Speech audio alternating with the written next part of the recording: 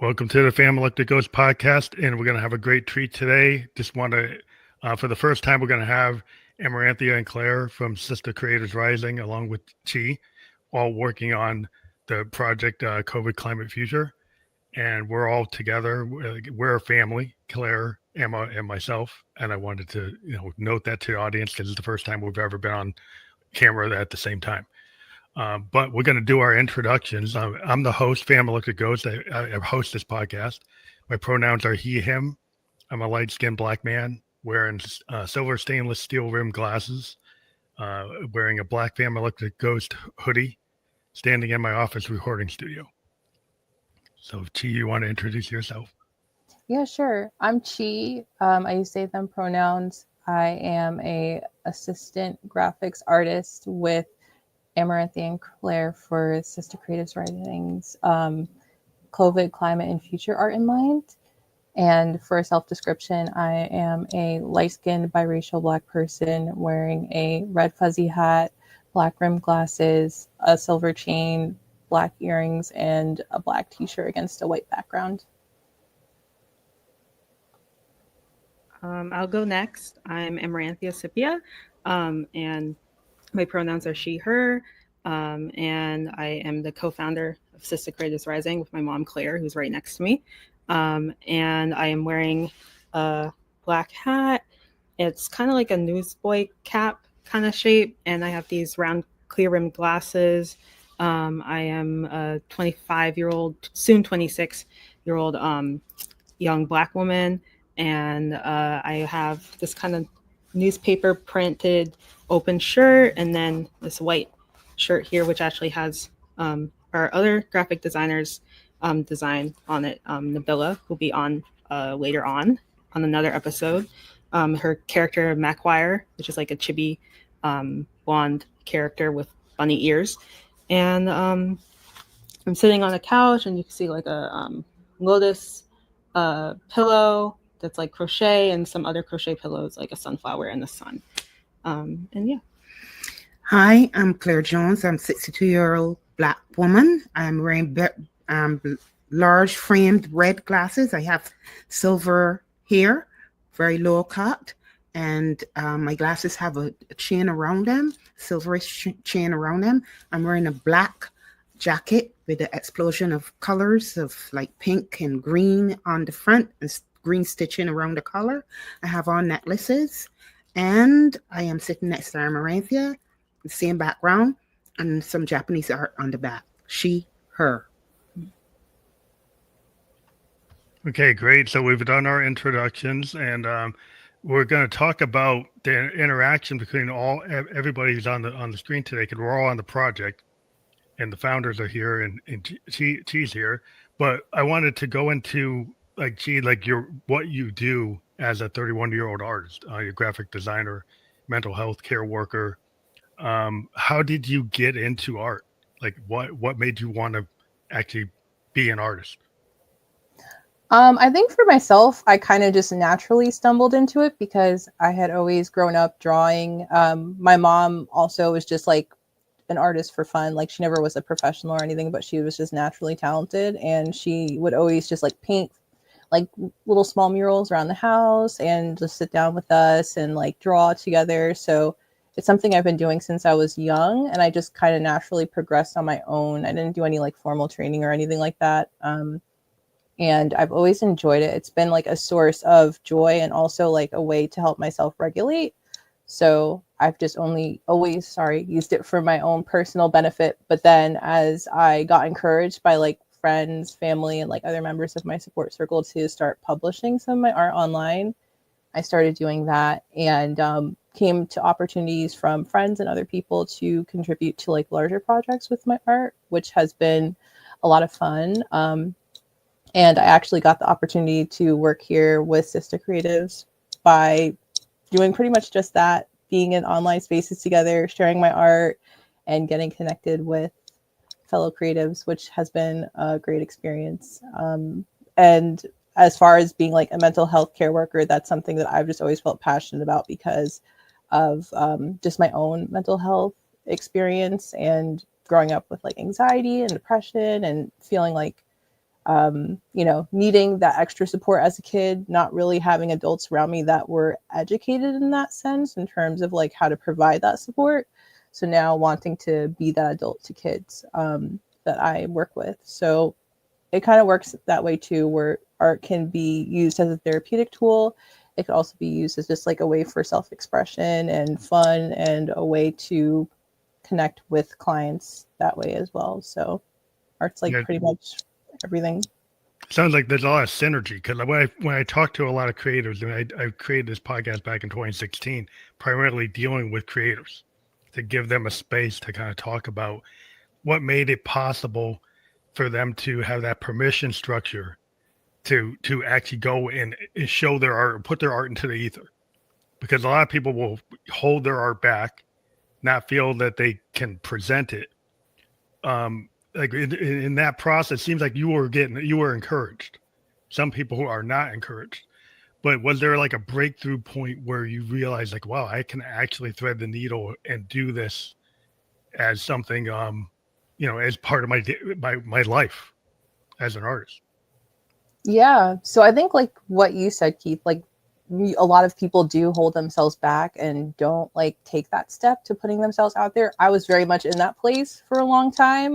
Like just, I guess maybe as a side effect of just not receiving a lot of like support and like positive affirmation, I felt very like private and secretive with my art. I wouldn't really show it to many people or like feel confident in sharing it in the first place. So I think just having that support from, like I said, friends, family, and other people around me who just happened to see it and like encouraged me to keep showing more, expressing like, that they felt like I had some level of talent, that I should keep pursuing this and like share it with other people. I think that's what really motivated me to just be like, why should I like care if it's not perfect, or like I still have like much to like, ways to go with my art. Like I think I could still always improve. But I don't need to be perfect to debut what I have already. I could still put myself out there. And if people like want me to contribute and they're like requesting it from me, I don't know. I guess I was really harsh on myself before, where I was like needing to be perfect all the time. Mm-hmm. And then just realizing like art, so much of art is not perfection. So that was like a silly expectation I was putting on myself, and just having people around me to kind of check me and be like, why are you like not just doing it? Like you have all this right in front of you, do it. It's like the law of attraction. Like the idea when I talk to a lot of artists is like, once you like, a lot of artists are so self-critical, they hold so much back. They can have like their loft, they've got all these paintings or all these pieces of work, and they're never good enough.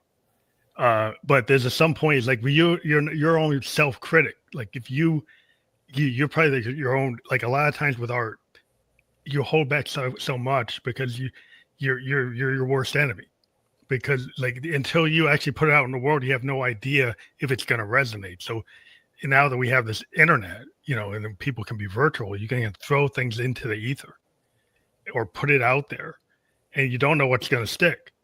So the permission structure is getting wider because of the net and virtual. Do you believe that? Oh yeah, I 1,000% agree. I think for myself, like just having like, it was mostly posting on Instagram, actually, on the same account that I use now, Chillusions, that got me even putting it out there beyond just, like I said, those few people that I was showing. Like there was local art opportunities, but that was still something I felt very like anxious and like self-conscious in putting myself out there with that. But I did feel like the internet is a little bit easier too, because it's like you're not, in terms of social anxiety anyway, like you're not dealing with face-to-face interactions. You have that comfort and safety of like being behind the screen. Like even if you get negative feedback or not the reception that you were hoping for, it's not necessarily as crushing as like standing in the gallery and nobody coming up to your booth or something like that. Mm-hmm. Not saying that you shouldn't still put yourself out there in that case if you're comfortable with like trying that out, but for me back then, I was definitely not in a place to get that far. Now through the virtual, I feel more comfortable putting myself out there. And I feel like that's like a great place to like call home for some artists, and for other artists, they could also use it as like a first stop. I think that virtual art makes, or I should say social media and having like virtual accessible art just makes a world of difference for so many different people for multiple reasons. Do you find like with what you're doing in terms of like balancing like data and empathy in Mhm. infographics? Because it seems like in this age, people are not very empathetic. People are very in camps of like, oh, it's cool to be a hater. It's cool to be like just obnoxious. That tends to run the algorithm. The more obnoxious or volatile you can be, the more you can get traction. And it seems like a strategy. And if you're actually trying to do something where you're have advocacy or you have empathy for different things, because I know you talk about Palestine and other issues that might, the algorithm sometimes like penalize you when you're actually empathetic. Mhm. Yeah, for sure. Yeah, it's tough because like you said, it's true. Unfortunately, the algorithms, especially now with all these changes that they've implemented across Meta and other platforms, do reward bad behavior, and negativity and rage farming and all this stuff. So um, it would be obviously more lucrative in terms of like clicks and views to be putting out there stuff that's just more like, explicit or um, like, maybe misleading headlines and stuff like that, Oh like all yeah, these big clickbait. news outlets do. Yeah. So it's like I know making these that obviously like we hope to get as many eyes on them as possible because it's such important information. Um, regarding all the topics that we're covering, but I understand when I'm making them that this might not reach certain audiences who are not going to be open to empathy at the moment. They're not going to be open to hearing about narratives that are not reflecting what they're already hearing and being like, pushed to them by major news outlets and stuff like that. So just some level, just having that acceptance and realization that like this is not going to be everybody's, it's not going to be on everybody's explore page or everybody's FYP or whatever it is, so I'm making it with the intention of upholding integrity and making sure that whoever we're representing, whether it's disabled folks in Palestine, people who are indigenous to different areas of the world, all of the above, are being respected and treated with care as much as possible, especially when it comes to groups that I'm not personally a part of. But just doing what I can to represent it in a way that's still, visually appealing and eye catching without being over the top or just doing it for the sake of sensationalism or anything that's going to detract from like the original message and what's actually important about these topics. I think the important thing about art is like when the artist does something because it moves them, Mm-hmm. and then it happens to move other people because they get the vibe, right? You hit the frequency, and everybody's like, hey, they can believe in it. When you're chasing like the SEO, when you're chasing the algorithm, it's a different intent Mm-hmm. versus somebody who's a pure they're into the vulnerability, like they're into the art of actually doing what they're doing, right? And they did it because they were going to do it because they love art, like musicians that they'll play anything because they're a musician at heart, and they'll go and they'll. A lot of times we don't get paid because Right. just because you just feel the music, like if you feel the art, you feel the need to do the work. And what you guys are doing with the in terms of Sista Creatives Rising, the connection there is like the like minds kind of come together, right? In terms of that the approach. And maybe you guys want to kind of talk to that. Like, how did you first meet, and what was the first like uh like situation that you guys got brought together? I wonder who wants to address it. Cynthia.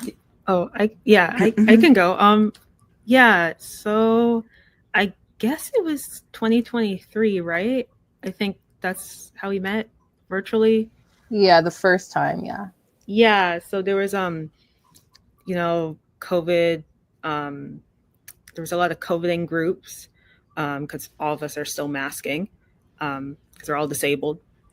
But I think like spring around that time, like the mask mandates were going away, and so I just joined different COVIDing groups, and then we eventually found this Black and Still COVIDing online group on Zoom, and we met through there, and that eventually became a Discord, and we were in that for like maybe a year and a half, and then it doesn't exist anymore. It just kind of didn't work out, but we stayed connected because we realized, oh, we're both artists. And so we used to post in there and people would be like, oh my God, she posted something new. And then with me, they'll be like, oh my God, Amaranthia posted something new. And it just kept happening. And so it's like, you know, we have a lot of the same interests. So we used to start chatting. And then when the third Art in Mind came about, we were like, hey, you know, do you want to make infographics or some kind of, you know, political or social awareness artwork for the topics we're covering? And so that happened in 2024. We decided, like, let's collab, and then yeah, that's how it came to be. That's really interesting, because infographics is really interesting to me as an artist, because it's kind of like the mix of like art and like information. In my day job, I'm a system analyst, so I deal with like systems that provide accurate data. And you know, we live in a world now where people kind of question, like, where's that data coming from? It's like what's the spin on this data? Is like what's the sample? Like, where did it get from? Where are the sources? Right. And so when you're using infographics with art and you're trying to present like climate change or like displacement or factual data on COVID or anything that's like it has to have like actual science data or accurate information in terms of, like, you know, because there's so much spin going on. How do you get people to actually realize like what you're presenting is accurate? I guess for T. Yeah. Sorry, I was figuring out the unmute button. But yeah, so that was one thing that we definitely talked about and felt it was important to include under it was Amaranthia's direction who suggested that we use a entire page of references at the end of each infographic to just show where all of our sources are coming from. Anybody could look them up either through like the link that we provide or just like Googling the title that we share. And I know myself, when I was researching everything and looking up statistics and other information, definitely making sure that I'm trying to find credible sources, not just, you know, looking up whatever is popping up as like a Facebook article or something like that. Yeah. So making sure I'm doing my own research and taking the time out to do that. And it does definitely take time to, you know, like read through everything, especially when it comes to stuff that uses a lot more like jargon and like academic language and stuff like that.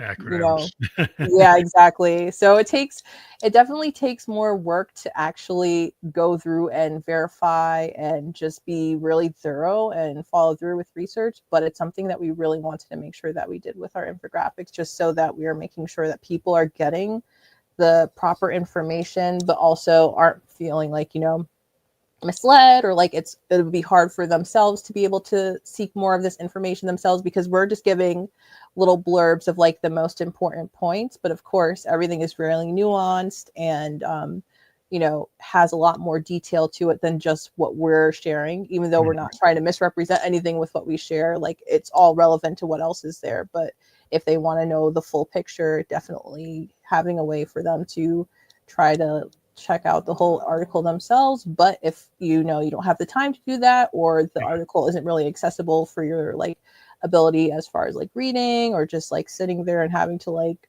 read something without getting exhausted after a while, you know, the infographic serves as also like a more accessible source for that information as well. Good with attention spans today. That's the big issue with a lot of art, you know, in the music. Like, we have an issue. People don't want to listen to a 7-minute song. You know, people just want these 15-second clips on TikTok. So if you're trying to get cross information, you kind of got to give it in a you know, a quick cut, where you got to do certain things that they'll not you know, so somebody will stay in, somebody will get the hook. You get the hook to stay in and actually read it or click on it or stay, you know, like it, to get that feedback. But a lot of times there's so much AI being used, and people don't do the hard work of, like, if you go to college, you got to have your endnotes and your, you know, your references, and make sure you're not plagiarizing, make sure you're actually accurately presenting. And it seems like that's getting to be a lost art, because people go for the short ChatGPT quick, and you might be getting a hallucination from the AI. You might not get the truth. Yeah, not to turn this into an AI bashing session, but Yeah, I am like really, really like concerned about all the people telling me Googleable stuff or Googleable stuff that they're looking up on Chat GPT, and I'm like, wait, you all know that's not necessarily accurate, right? Like, and it's just like you're making almost like an extra step for yourself, but I guess they're doing it for the sake of getting that summarized result.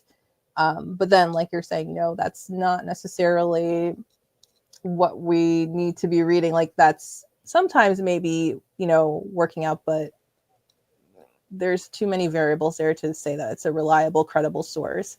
And also just like the implications in terms of like the environmental destruction it causes, environmental racism it's related to. Is it worth it? Yes, I've always kind of been an environmental conscious. And, I've always kind of pointed out a lot of tech is all shiny and new. It's like the new hot thing. But then people, you go back and look at electricity. Electricity brought the modern age, but it also brought us PCBs, pollution. So like the AI is the same thing. It's bringing pollution, but it's minimized. Like people don't talk about the water use or the pollution aspects, but it just seems like people don't want to dive deep into the things that are uncomfortable. And the thing about artists is like what you do as an artist is you take what's vulnerable, that's uncomfortable for you as an artist, and you are able to actually put it out from the inner to the outer and synthesize that and present it so it becomes something that's that people can resonate with. They like, oh, I feel that.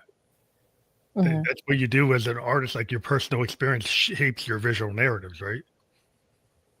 Yeah, for sure. It's definitely, like you said, it's in a process of feeling uncomfortable, making sure other people feel uncomfortable, or at least feel something other than just that normal complacent feeling that, gets pushed towards us a lot of times for us to just indulge in conveniences and comforts and not really think outside of what we have in our little bubbles.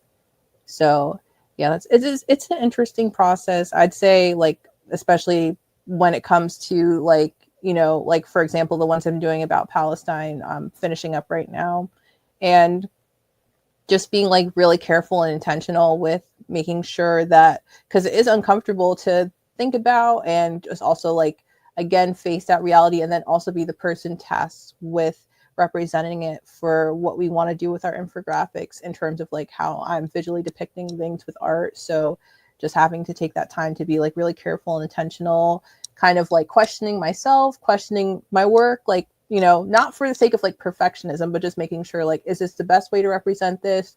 Could this be misconstrued this way? It's a sensitive talk. It's very polarizing. Yeah. Like we're kind of living in an age where people don't hear what you think they hear. It's like people have filters, and I've kind of talked about this on the show a lot. It's like what you get from your ears is a filter that your mind puts on it, right? So as soon as you get that information, you immediately really didn't hear what was said. You kind of put the filter that you are comfortable with, your mind is comfortable with. So sometimes nobody ever asks, like, what did you really mean to say? And so that people immediately jump to conclusions and don't actually hear you or don't see what you're doing. And the art is so visual. It's like you're presenting something, but what did they actually get from it? So as an artist, when you're presenting your visual graphics and, what you put into the world, you have to like, well, how somebody's going to interpret it is kind of like up to their own experience, but you're mindful of what they could think maybe. Yeah, definitely. Mostly also keeping in mind the people that are most affected, I feel, is what I'm like gauging my level of consideration by. Like, there might be people out there who just get offended because, like you say, it's a polarizing topic and they don't necessarily agree with it. I'm not necessarily changing anything for their personal comfort. That's for them to work out themselves with their people. But like with me, I'm just going to try to, like I said, keep in mind the people who are most affected, and then also like, not try to give like any doomerism type of vibes either, because of course these are super serious, grim topics. It's not like, we want to put any toxic positivity spins on it, but we also don't want to make it seem like this is futile and there's no room for action, or like things that we could do to help make change. So also trying to incorporate that in the art as well, not just making everything seem like, oh no, this is like really scary and like there's nothing that we could do about it. Like that kind of goes into like an idea of like sustainable activism. Because if you do something, anything you do that's not sustainable, well, you're not going to be able to continue and have any kind of positive or efficient effect. So when you have this idea of sustainable activism, well, like this means that like you're not just doing it one day or one instance, that you can actually follow through, and you're going to have, you're going to push the needle, that you're going to, maybe it doesn't happen right away. You can have an incremental win. And some people always like, do you go from 0 to 100, or can I incrementally push the needle forward and be positive? Yeah, definitely. I think sustainability is a huge part of any part of the movement, but just for liberation in general, like if we feel like we have to push ourselves to do the most at all times and not really like consider what is going to be able to be something we're personally going to be able to keep up with within like our own personal limits and ability. Sorry, Luna. But yeah, sorry. If we're not like keeping our own level of ability and our own like other demands that we have going on in our lives, because of course we don't want to abandon like the things that we need to survive, the people that depend on us, and other things that we might have in our personal lives too, like finding that balance between working towards liberation and sustaining ourselves, sustaining our communities, sustaining our families. Yeah, it could get, I think even with myself working on this, I've definitely learned some of the habits I have that work against sustainability for my own, like, ability as an artist. And I think it's so important as, like all of us here being artists, like we're able to contribute by just making art and documenting the times that we're living in by expressing like how we feel, what we see, what we experience. And to be able to do that is contributing to the resistance and contributing to liberation and contributing to the movement. So I think that we should try to do what we can to, care for ourselves and make sure that we are not, especially as disabled and chronically ill folks, like making sure we're not overdoing it. And I think I noticed now doing this project, I do have a tendency to overdo it a bit. So I'm learning to like balance that and find a way to maintain my art as I'm moving through these times of just like increased demands from like the external world. So I think that that's also something I've enjoyed learning in this experience too. Yeah, I think a lot of times artists get so caught up in the moment, like you get lost in like you're in the zone. Mm-hmm. Like musicians do this all the time. It's like you can get in a zone and you could be practicing for like 6 hours, but then you could get carpal tunnel, right? Like if you're on your keyboard or your fretboard that long, you don't take a break. Like when you're 17, maybe you don't, but when you're 57, maybe you do. So you got to learn to have like rest, like give yourself a rest, give yourself like a walk away. Have you ever found that like if you walk away from a piece, it's actually better to walk away than to try to stay up all night? Oh, yeah, that's definitely one of the lessons I've learned, especially more recently, and especially since becoming more ill post-COVID. Like you said, 17-year-old me, or even just 25-year-old me, was pulling all-nighters, no problem, just in the zone, feeling passionate, feeling good about it. And then now I'm like, ooh, I feel like my brain and my body is struggling to produce what I want to see right now. And I've been incorporating more breaks, even just when I'm like stepping away after an hour or 2 hours of work. And like usually I would be able to go 6 hours straight, no problem. Now I'm giving myself way more breaks and noticing that I'm able to be much more productive, at least like on the mental side of things. Like I can come up with a lot more ideas and just like easier solutions, whereas before I was getting like a little more stuck and a little more frustrated. You can get tunnel vision. Like if you stay on something, and I find like, it works in the software stuff I do too. And I think like Emma could probably understand this, and Claire as well, because if you just stay so narrow in that moment, that sometimes you have to back away from it and kind of look at it from like when you look at a painting, you start seeing the detail, you just walk away, get the 50,000 foot view. And then you say, oh, there's something I wasn't paying. I was so into the detail that I forgot about the big picture. Mm-hmm. Right. Can you guys like elaborate on that kind of thing? Like what you found? Like for you guys like working, I know you're working really hard trying to get this done, but sometimes if you had to have like mental rest breaks. Yeah, definitely. Like Emma's been more good about that. Better at that, I think. Yeah. I think so. Okay. Yeah. But there were times like we had a number of people that had health issues during it, and then we had to take over stuff. Amaranthia mostly because she's the one who's been pulling most of it together with the art and everything and working with the team. And sometimes she had to work through the weekend, and she has she gets really tired because of her health issues and stuff sometimes. Mm-hmm. And then she would it'd be going on to the late night, and she just say, I gotta lie down. And she'd lie down, put on her, and I'm like, did you brush your teeth yet? She says, I have my clock on, my alarm on, and when it goes off, I'll go. And I learned to trust that. Before now, I would be like, you need to brush your teeth right now. You're going to do it right now. And because once I fall asleep, I don't know if she's going to get up and do it, but she's learned responsibility now that she's going to put on the clock. And if she gets back up at 1 o'clock, she'll get up and do it and come back. And I had to learn that. It's my learning curve for me with her, because I realized, well, I can trust her to do this and know she's not going to mess up. So it's like, yeah, you got to learn to like pull back, and you got to learn to like say, okay, this is enough for now. Yeah.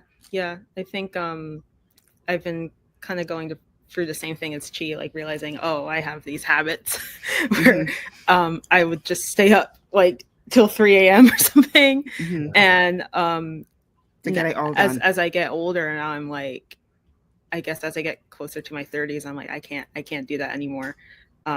Because with ADHD, it's like I just hyper focus on something that I'm really into, and then I'll just not realize I'm not like taking care of myself. So I think with this show, because it's been oh my gosh, almost a year of work now. Yeah.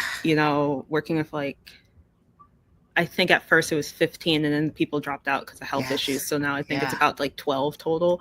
It's been a lot, like being like the art director. Yes. Especially the art direction team. It gets there's a lot of stuff we do. Like, oh yeah. Like I would say the art direction team is like what pulls everything together. It's the visuals that make the show and make like the promo and everything. So it's like it's a lot of work and a lot of having to concentration, but also understanding like it's okay to take breaks.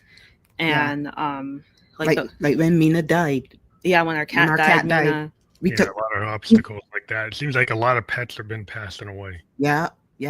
We took that whole April off, and it kind of pushed everything back a little bit, but we could not physically do anything. Yeah, we usually start in March. We didn't get to really start till May. Yeah. So it was cats dying, animals dying back to back, and people getting sick. Yeah, more pets dying recently. Even you heard today. About one today. Yeah. Yes. So it's a lot. So it's a lot of self-care when you're doing this kind of activist work. Yeah, Keith's work colleagues, their pets started dying after Mina too. Remember that? Like the environment is so toxic that I think like the animals are so sensitive. Yes. I think the things that people don't know about, like they can't see, right? I think animals, I don't know, it's my kind picking of up the energy, kind of heritage is there's stuff that you can't see that's in the universe. And animals are very tapped into that. Yeah. And if there's a lot of negative energy floating around, they seem to pick up on it. Yeah. And I think it harms them.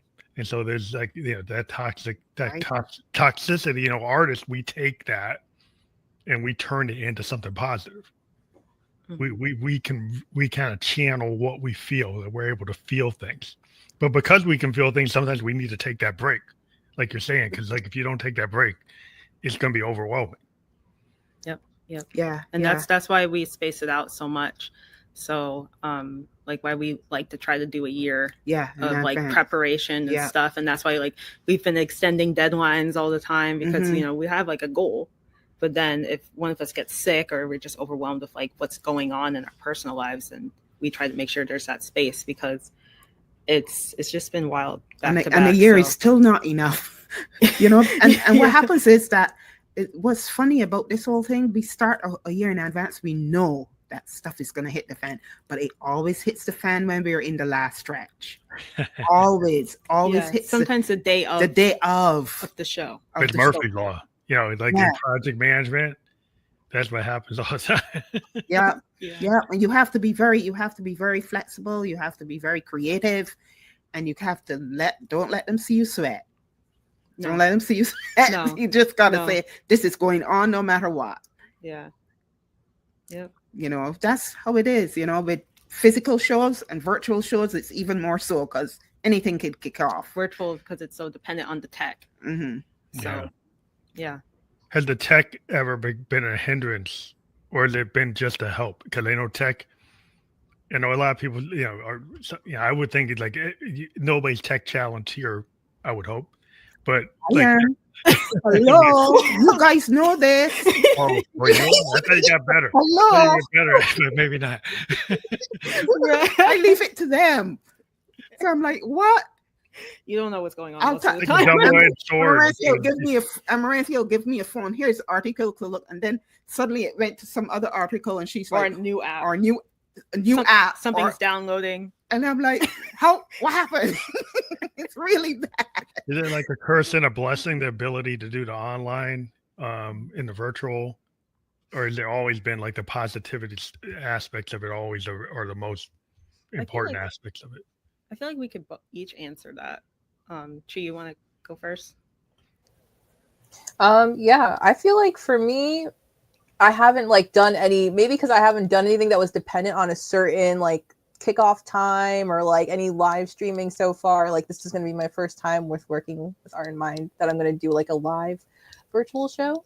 But I haven't had any like negatives that I could think of as far as like tech. Like I think for me it's only just been so beneficial, especially these last 4 years when I was having such a lower baseline. Like I had even lower capacity to just be like active in things, and I think that without the tech I would have had like very little opportunity for, you know, anything related to my own personal art career or like participating in like the larger art community with fellow artists. So I feel like it's been mostly a blessing for me. So Emma and Claire. Well, I know I heard from Claire already. Yeah, you're like in here no more. Just went off on a rant. Challenged. Yeah, I feel like, okay, I would say from like the first show that we did, there was a lot of technical stuff that it happened, it worked out. It was our pilot show back in 2021. So, but for example, we really wanted to have ASL, American Sign Language, and so we were working with a gallery instead of doing our own thing. So the gallery was hosting the Zoom and stuff, and so we talked with them like, hey, shouldn't we have ASL? And they were saying, no, it's gonna lag, so it's not gonna be accurate. And we were like, are you sure? Like, we know someone who could maybe do it for free. And they said it's not worth it. So we have the show happen, the captioning, like the auto captioning is not working. Now, like, thankfully we had open captioning on all the videos, like we always do, but the auto captioning in Zoom just wouldn't show up. And someone left because of that, wasn't working. So we were like, we have to do this ourselves. We can't be depending on, another gallery giving us advice, because the person was disabled, but didn't seem to have enough awareness about disability justice and stuff. So we were like, okay, if we come back to this, we're gonna make this happen, make sure we get ASL, get the funding for it. And we did. And now we make sure the auto captioning works. Now this year, we are working with this Black woman owned tech company in Minnesota called I'm getting that confused with another thing. Three Sisters rentals. And they're going to be making sure like the ASL works properly, that it gets pinned, that the speakers are pinned, and that, you know, the recording works out, answer any tech issue questions that people have in the audience, especially when it comes to accessibility. So we've really upgraded, because our second show we had, what did we have? We had the auto captioning worked, we had ASL, but then when the recording ended, because our tech person didn't do it right, the only thing that Zoom captured was ASL. Oh, couldn't see anything else except ASL. So you're hearing the speakers, but then you're just seeing interpretation. And so that wasn't good. So now we're making sure that's not going to happen again. So it's a lot of dry runs you have to do, or like testing. Yeah, we're going to do our dry run, I think, ourselves. We usually do it just first. Us, and then we're going to have the run a show in the probably next, early September, and just get as many people to come to that as possible within the team, and kind of go over. And then we do it with tech. Yeah, probably like the first hour or something of the show, we'll see. Just making sure everything flows well, and then next week we're going to run the show conversation with three sisters. So yeah, it's a lot of prep, and this is like, we're really trying to make sure it's tight this year. Yeah. So, Well, that's like part of like being able to upscale. You start having to like, well, we've got to get it tighter. It's like a band. Yeah. But in rehearsal, we can be a little loose. When we get on stage, you got to tighten it up. Yeah. That's how it's probably, it's going to be. We're probably going to go through a couple mistakes and stuff. Yeah. So that's why it's important. Even sometimes on the night of the show, mistakes will happen. So we make sure to say, hey. Yeah. We got to flow with it. It's like jazz. The way I always talk about, like, it's like in jazz, like there's no bad note, there's an opportunity. Right. So if in fusion or modal jazz, somebody hits the wrong chord, the other person kind of ramps up to make it seem like there was no mistake at all. And the only way the audience knows that there's a mistake is if you act like there's one. Right? So if you can learn how to roll, just like an athlete, they practice in certain plays, but then if that play doesn't execute, are they going to freeze, or are they going to actually be able to kind of off the cuff do improvisational action based on their muscle memory and get it done? Yeah, it's kind of like a lot of it is like rehearsal. If you rehearse or you do something like 1,000 times, not that you're going to do it 1,000 times, but it's just the muscle memory of being prepared and taking it serious. Yeah, like we are doing the run of we are going to be the ones who are going to be doing, because Jan became we had ill. a person, Jan Steckel, who really amazing COVID conscious artist and poet. And she got diagnosed with long COVID in the middle of it, and she was going to again be our run the show person, because she's just really, really good at it. And so now we had to take that on. Both of us are going to be doing so. I'm like, we're doing the run the show. Yeah, so that was a bit of a setback. Yeah, that's another kind of but we've done it technical. We've done it before, so we're not as good as Jan, but show must go on. Yeah. It's important because like what you're doing is like, for people who don't really understand what Sista Creatives Rising, you're 100% virtual, right? And a lot of people today, they think like it's post-COVID, but maybe it's not. and that's controversial for some people, because they're like, oh, like, what do you say? But the fact is like, why wouldn't you be, why wouldn't you treat your body with the same respect you treat your car?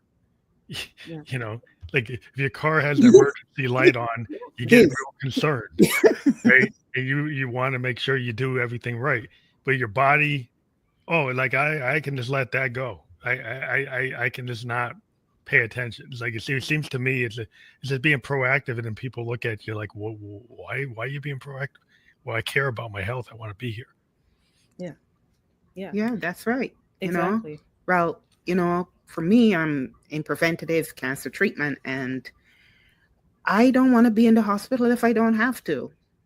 Yeah, that's for sure. I've had enough of it in the last couple of years, and I just try to take care of myself, and part of it is living a COVID conscious life, because for me, COVID is not over.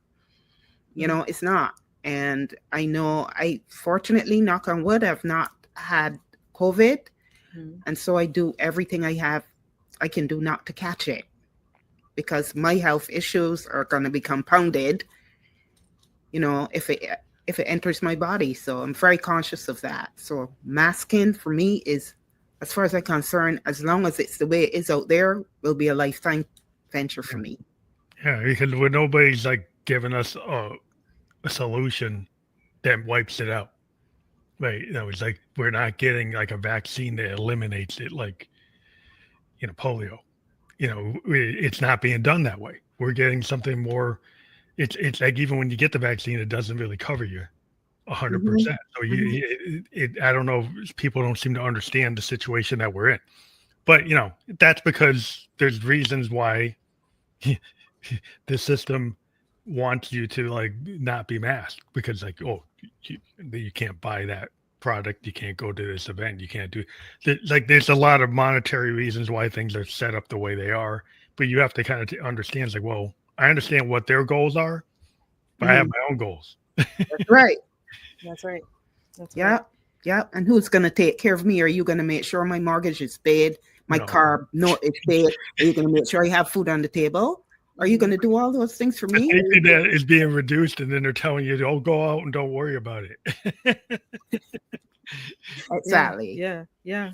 So you live your life for you, not for anybody else, and you choose how you're going to live your life. That's the important thing. Yeah. But yeah, that's why we're virtual. Yeah, we're able to pretty meet much people from around the world. I mean, she is in New York. Yeah, we're in New Hampshire.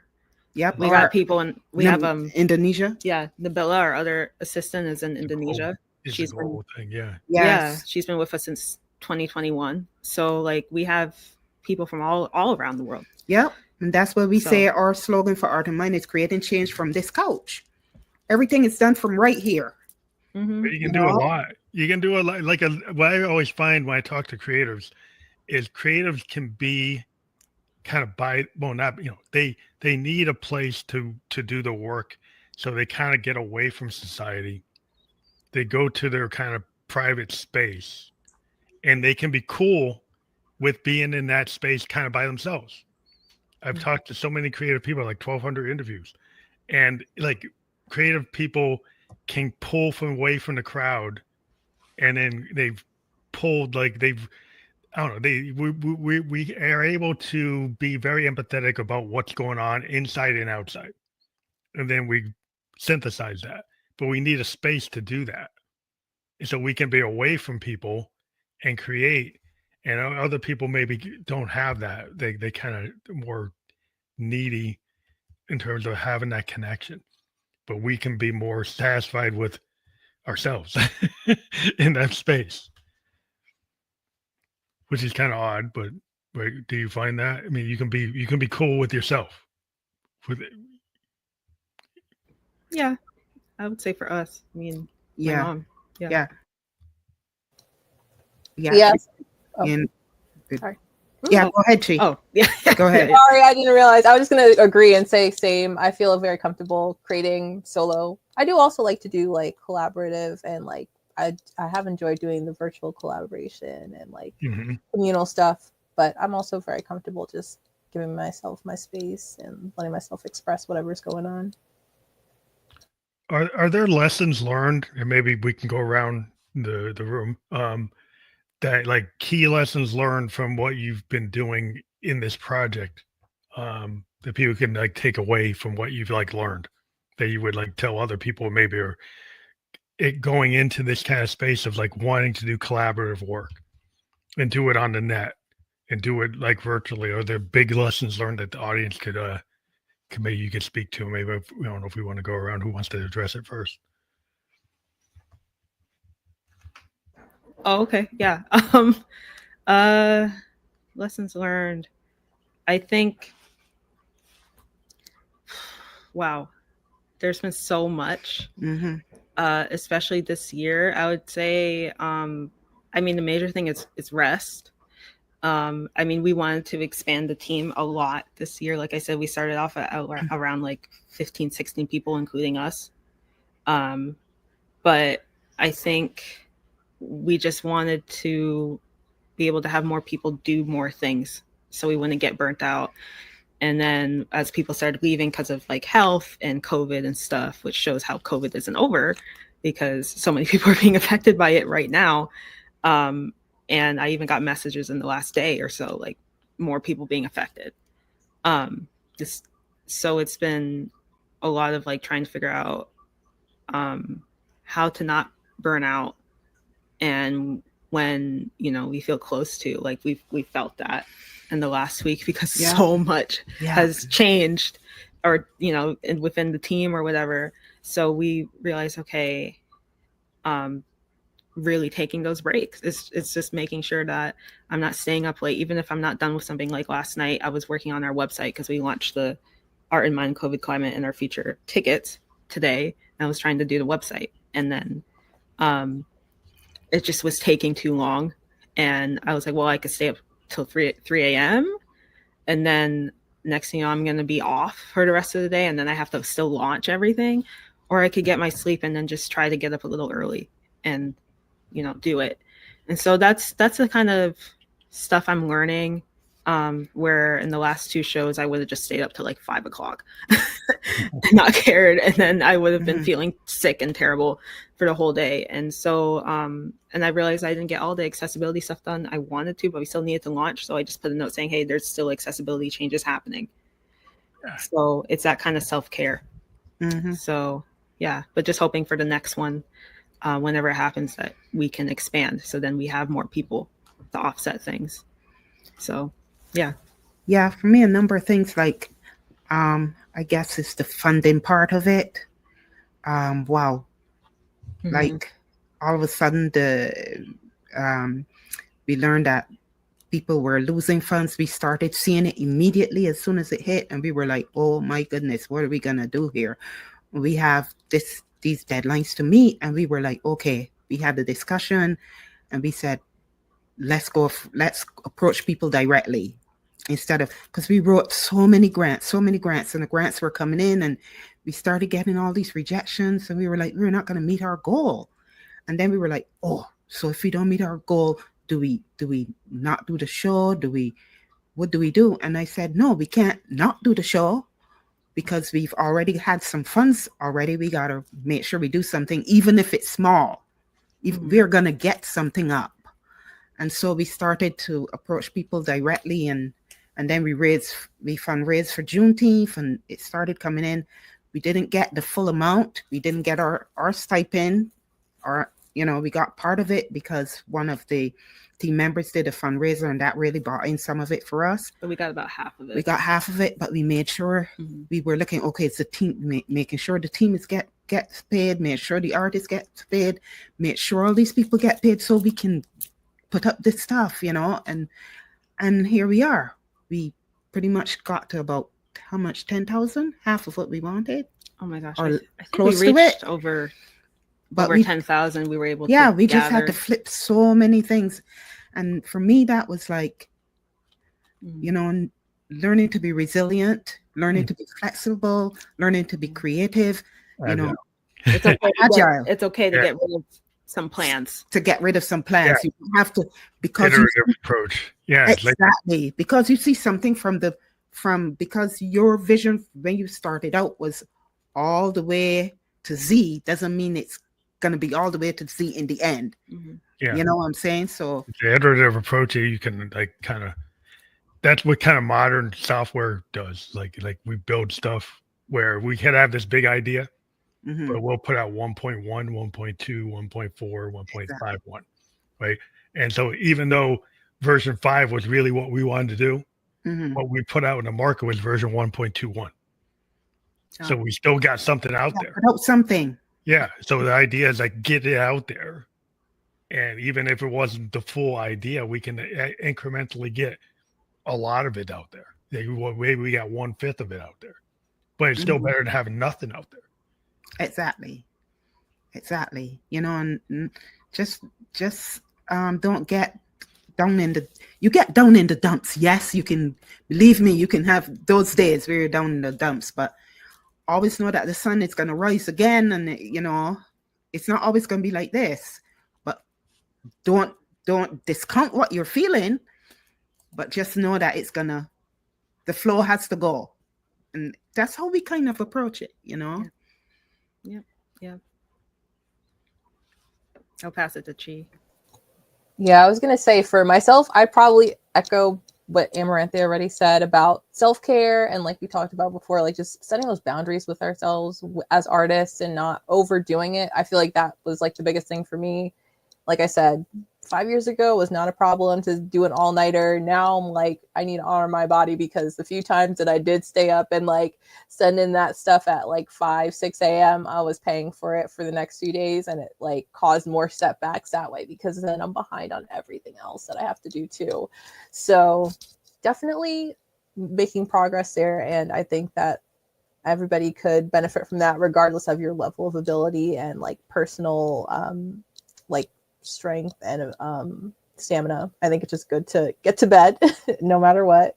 And then aside from that, I'd say probably like communication and accommodations, because that was one thing I was really excited about working with Sista Creatives Rising, was knowing that these are also other disabled creatives, so they understand like how intense the creative process could be and how intense having disability and chronic illness could be, and how sometimes that could, you know, come together and create a little bit of chaos. So it's been great getting like really clear and direct communication from Amaranthia and the team, and just being able to not have to worry too much about like perfectionism, like we've been saying, like not, you know, shirking responsibility or anything like that, of course, but still at the same time, like I was a little nervous to do it at first, but I did ask for a deadline extension one day because I was like, oh my gosh, everything is just hitting me at once. And I'm like, not used to doing that, not used to getting a positive response from it. So not that I like doubted you at all, Amaranthia, but it was definitely, it was like a sigh of relief when you like are like, oh yeah, of course. And you know, if you want this too, I could help you out with extending that. And I'm like, oh, like, I mean, yeah, sure. Why not? Yeah. So it's just great to be able to have like a very like what feels like very human environment, and not like, you know, again, like we still want to try to do our best to make the deadlines and keep up with where we got going on, but also knowing like life happens, our bodies are very like, you know, demanding and need a lot of care and rest. So trying to respect that for ourselves, respect that in other people, and just come together and find a way to make this work as like a group and as chronically ill and disabled people together has been like a really enjoyable and something I really love about this project. Well, I think we'll close on that note because we're hitting our hour mark. But what I find is really great about the podcast format is like we can bring people together. We can talk about all these collaborative things that people can do in these spaces. And, the podcast space is a virtual space.